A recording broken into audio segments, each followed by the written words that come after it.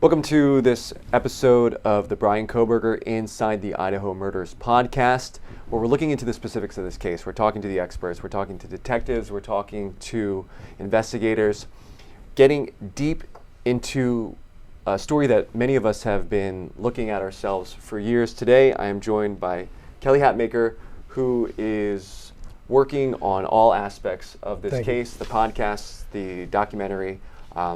Kelly, thanks for taking the time to talk about it. This was a week to do it. I don't usually want to jump in with reports, but there was so much going on. Almost in the waiting game, we're still waiting the big DNA decision from the judge.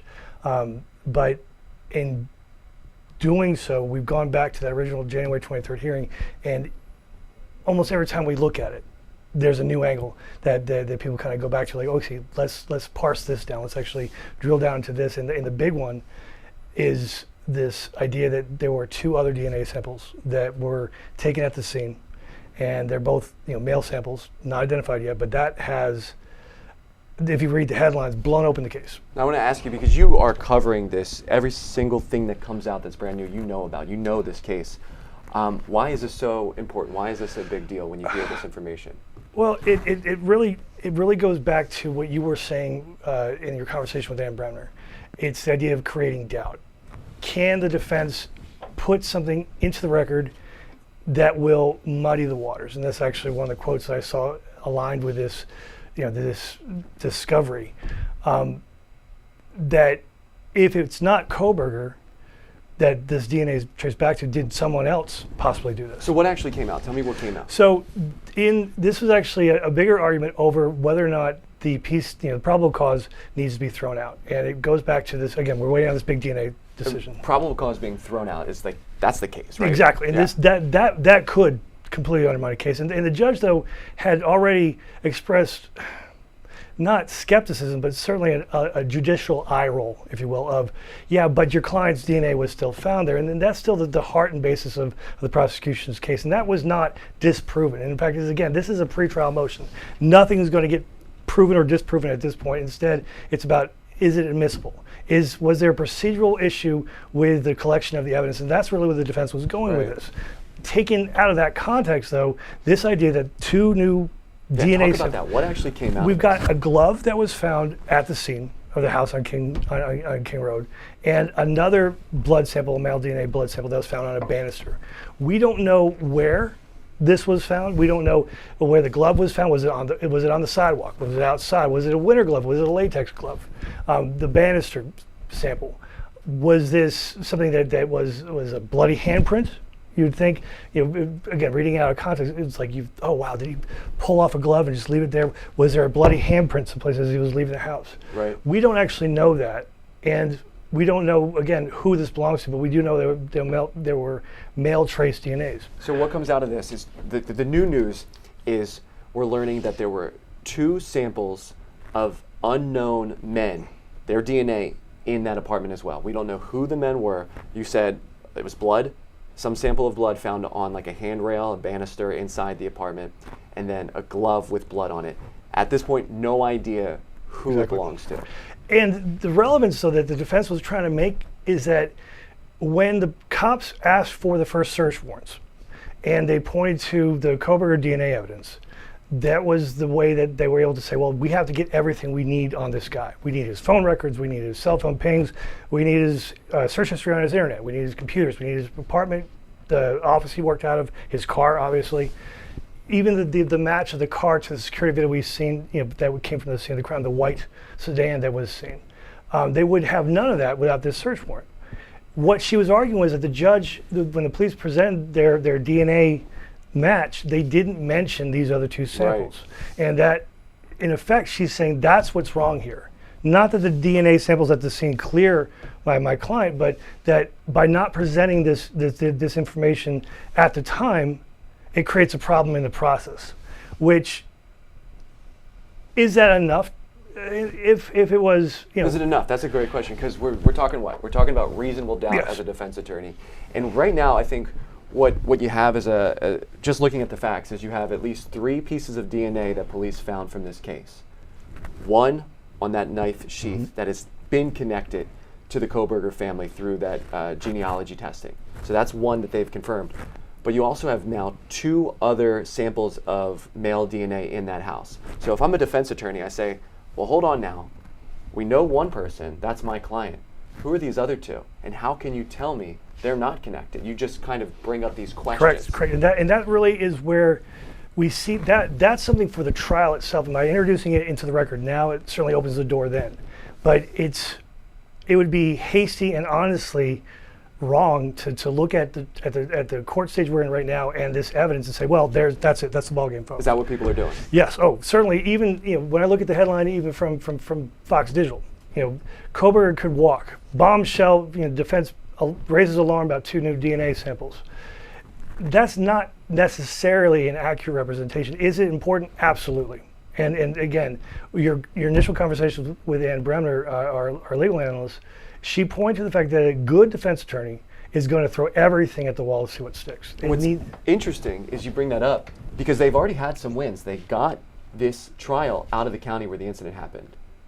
They have been able to get some wins in this case. And what's to stop them from continuing to try? And that's the thing. It's Ann also said they're playing not just for the trial, but for the sentencing phase, right, and also for the appeal if there is one. And certainly by bringing this forward now in this regard, it points to an argument they can make after the trial in an appellate court saying, Your Honor, we believe that the search warrants that were issued in this, the probable cause that the court had, that was obtained in a way that violated my client's rights and privileges because the cops at the time did not tell the judge the full story. Now, would the judge have made a different decision had he known there were 2 other male DNA samples? Right.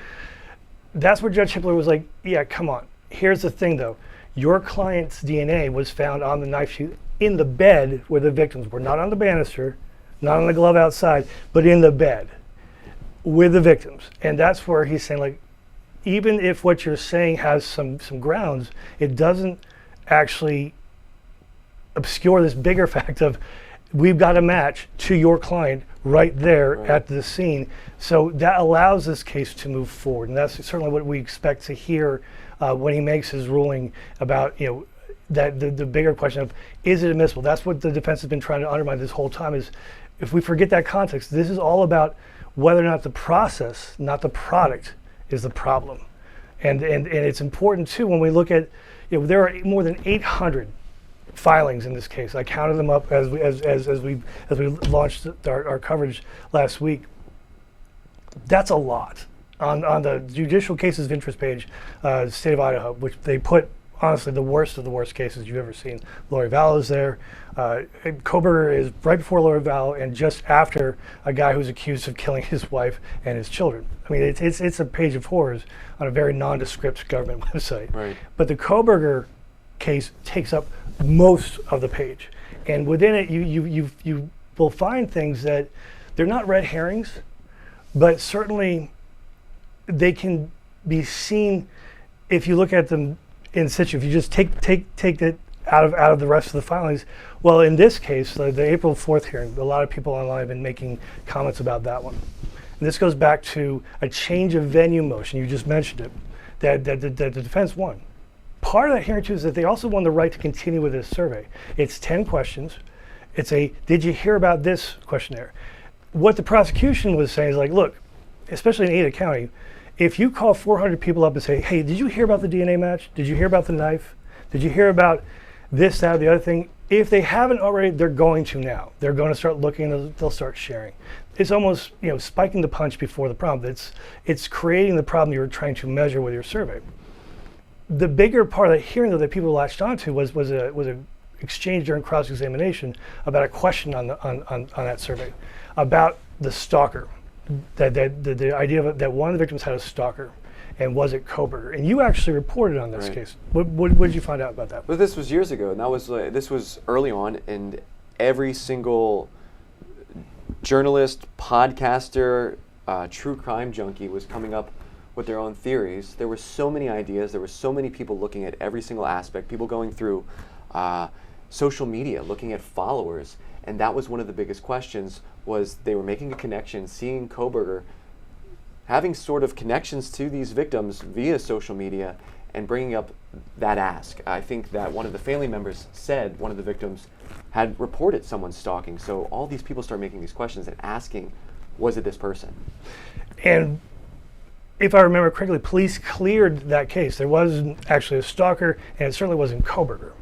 What the problem was that why the prosecution even brought this forward is that they were still asking about it as a way of determining whether or not this was about the media coverage, not about the facts of the case. That's what the survey really was looking at. Right. And that story specifically, and what the prosecution was saying, like, you put a question in there that has already been debunked. It's not true. Does that mean that Kohberger didn't find other ways to follow them?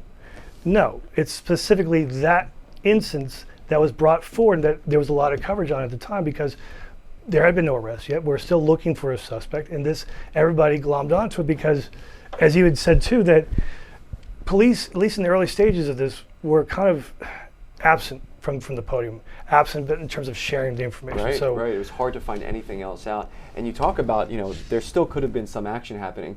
We have the facts from the investigation that Kohberger's cell phone pinged in that area about a dozen times. So you're talking about, could he still have been following in some context? You at least have that information from the investigation. And as we move forward, that's the hard part. It's very similar to the first days of the case where almost anything seems significant. Anything at all could be, is that the game changer? Is that the thing that will actually lead to an arrest or to a suspect? I want to ask you, because there's one other thing that came out that was getting some attention, was the question that Kohberger asked when he was arrested, which was, did you arrest somebody else? Who else did you arrest? And that's that idea of, we've got a profile that works for Fox Digital who stopped for a second. He said, that's evidence planning 101. That statement he made allegedly to the police, which we've got on secondhand source, but still it's out there. Who else did you arrest? As if he's expecting them to have found other people involved. So that now chives back to present day, to this very moment of, you found these other 2 DNA samples. Now, was that actually planted? Kohberger, because of his training, his background, he went to DeSales University that has a very robust criminology and forensics program. They have what's actually called the crime scene house just off campus, where they can simulate pretty much any crime they want as a way to teach students the basics of crime scene investigation. So certainly the idea of planting evidence at the scene. Would he have access to other men's blood? That's a different question. And that's the question. You're getting arrested. If you're getting arrested, the police come into this room and they are you going to say, who else are you arresting? Like, that's not a thought necessarily. And very almost unemotional. Like, who else have you arrested? Like, he was expecting a different answer. Is the kind of impression. So that's now led us to believe, like, was this planted? Again, is he the mastermind criminal, criminology student who's turned criminal? Now the alternative, right, is he drove across country with his dad. They got pulled over at least twice, I believe. Twice. There's the body camera footage of this arrest. Or excuse me, the police pulling them over on their way back to Pennsylvania. He's at his family's home. Some defense attorney experts are saying maybe he was just asking about his family. Like, you're arresting me, who else have you arrested? And so that's the other side that's saying he's just curious, he's concerned, he's back home, he's getting arrested. Who else are you arresting? Exactly, and that's again, it goes back to the context of each of these pieces of information as they come out. And the fact that we're almost chewing on a bone as we're waiting for something else more meaty to come down. So we keep on going back to this hearing, and we go back to like the April 4th and April 10th hearings about on the it's a change of motion venue, but people have made a connection saying, well, it's thrown out pieces of evidence that are central to the prosecution's case. Well, if the cell phone pings weren't that important, why then are we seeing on the expert witness list that was just turned in cell phone ping experts? Right. That it's certainly still part of the prosecution's case and thrust. What this again though points to that is significant is a potential defense strategy that we're going to see revealed either during the trial or after. Yeah, and I think what's interesting is we have this January 23rd hearing where we're all kind of waiting for the answers. It's like that's the next step. We're all waiting for what comes out. But what we might not be realizing is we already have a lot of information, because what we're seeing, whether or not a judge rules one way or another, we're seeing what this case probably will look like. We're seeing what at least the defense is valuing enough to ask these questions. And you can assume, you can imagine that you're going to hear all of these things again in the courtroom. So whether or not the judge makes a decision in the favor of the defense, or not. This is kind of what the case is moving forward towards. And I think what's so important, and even I have a hard time grasping, is when you think of yes or no, black or white, when you think of whose evidence is this, who were the other two men, there is a scientific answer that can give that question results. But that's not how this works. You're going to have a jury full of just people. These are people who don't know the science, who aren't experts like the people that we're talking to, who probably aren't following the case. These are people that are going to be able to be convinced one way or another. They're going to sit in this courtroom for hours every single day for weeks and longer. I've been in courtroom settings. These are just normal folks. This is your neighbor next door. They get tired, they get bored, they get hungry, they get sleepy. And so you really have to realize all of these questions we're asking are the questions that are going to be coming out in the courtroom. And it doesn't matter if it's yes or no. It matters if that's enough of a question for you that it creates that doubt. And that's, again, we're still waiting on those bigger decisions. We're hoping this actually does not upset the timeline that we were talking about the trial actually starting. They're supposed to be doing, it's an August start with a July jury selection starting. Shira Matsuzawa, one of our other team members, she's saying that in the Lori Vallow case, which is being tried in the same court before the same judge, they had a record number of potential jurors. More than 1,000 people had to come in before they actually were able to seat the jury with the alternates. That takes time. And again, the case so far than just pretrial, as it's almost like as it's warming up, we're seeing so much more coverage. So almost every day I'm wondering how much else is going to get out there that's going to influence potential jurors. Like I would really like it if they could just start the trial now before this gets away from them in a way that's hard to contain. Because we still have two more pieces of information that came out of this that we're actually going to be exploring more in future episodes of the podcast, and in episode 2 of the bigger documentary that's coming out next month is, mental state, and how does that play towards what's going to happen in court. Idaho does not have an insanity defense. You're not allowed to take one. Shira's actually going to be speaking to a former state attorney general from Idaho who was part of the decision back in the 80s that made that happen, to understand better why the state made that call. What does it actually mean in terms of presentation and prosecution? Because in Lori Vallow's case, that trial was delayed significantly because of, was she mentally fit to stand trial?